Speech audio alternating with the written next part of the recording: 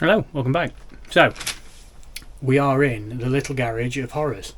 This is still too small and untidy, but it's what I've got. So, while doing a job on the MG Midget last weekend, I discovered that the Spax shockers that in its previous life, it's been upgraded to telescopic shocks.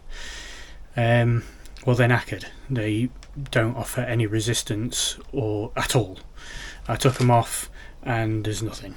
There's absolutely nothing. So they're shot, and it around where you adjust the preload on them is completely sheared off. So I think at some point somebody's tried to adjust them and broke them.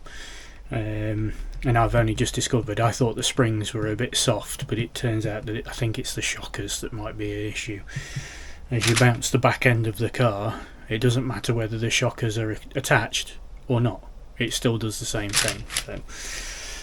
So I had a look on the old Tinterweb and found that a new pair of Spax shocks to replace the ones that are on the car are £317. To which I went, no, that's not going to happen. So started looking at other options. Gas was another option. They do one for 71 quid each, so works out a little bit cheaper. But then I found a pair of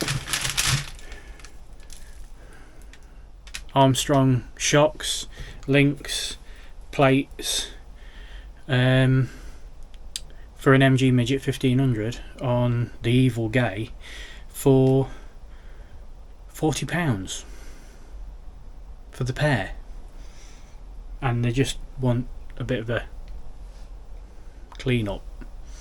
So I thought, 2 of those please, that'll be nice.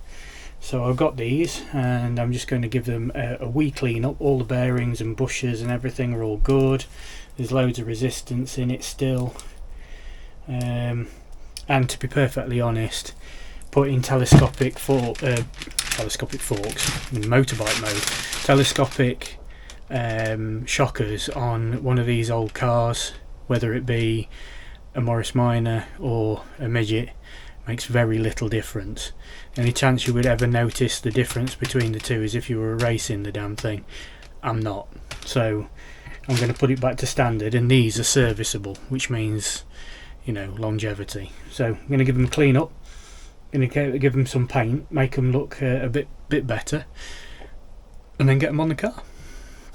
It'll be good. I got brand new fixings because they were £3.80 I think it was, for fitting kits from Sussex Classics Cars, sorry. I thought that's a good option rather than reusing old hardware. Just whack new hardware on it. So nothing too exciting. I'm not going to do anything with the internals because the resistance is good. The oil inside them looks pretty good, so I'm literally just going to clean them up and paint them and then get them on the car. So here we go.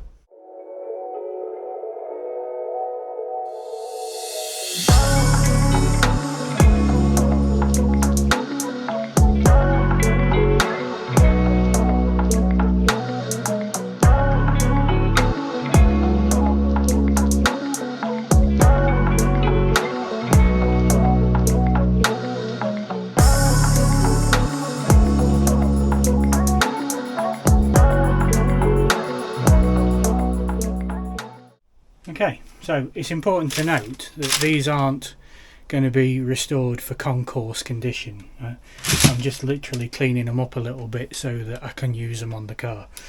I'm going to put some paint on it just purely for the fact that I want them to last a bit longer, because at some point they're going to want to rebuild in the future. They're absolutely fine and serviceable now, but maybe a year or two during the winter and take them apart, rebuild them, new seals, new oil, and then I'll get them properly cleaned back, or I might even do an exchange unit, because then they come all pretty and painted.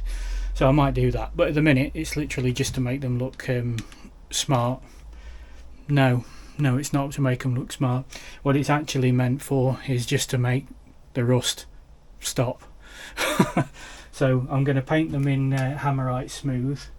Hammerite Smooth does have rust inhibiting properties, and can go straight onto rust, so that's why I'm using that. I use it slightly thinned down. I use it on a brush that's got some thinners on it, so it goes on a little bit thinner, so you might see that it leaves marks and stuff, but after a couple of coats it's absolutely fine. So we'll get it painted.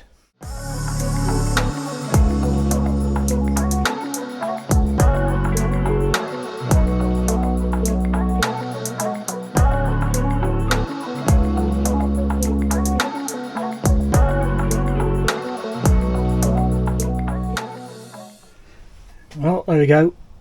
It's, some paint on them. I say they're not perfect. They're never going to be perfect.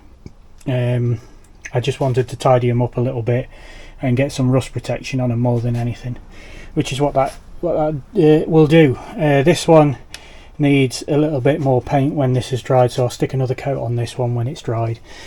But the other one is absolutely fine. So I think it's just a case now of getting them, letting them dry, and then we'll get them fitted to the car, and hopefully we'll have some shockers instead of basically just loose springs. Okay, so we'll leave those for a couple of days now to dry off. As it's Hammerite, it says like 12 to 24 hours, but what that actually means is about 48. So we'll give it a bit of time to go off, and then we'll get them fitted. So I didn't film actual installation because it turns out that trying to get a camera in here at the same time as my head and my arms is quite tricky.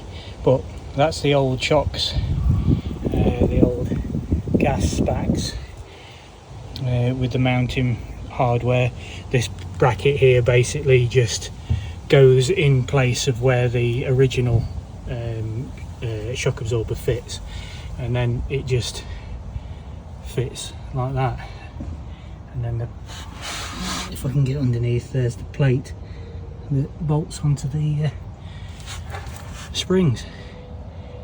It's quite straightforward really, and then it sits just like that, tucks up nice and backwards. I've done the other side already. It'd be hard for you to see. Yes, I know the diff is a bit crusty, but it works. Yeah, I put it on the other side and it already seems better, so that's good. But you can see these are FUBARD. I'm literally not putting any pressure on that at all, it just collapses. Shagged, I think is the word. There we go, job done. Nice and easy.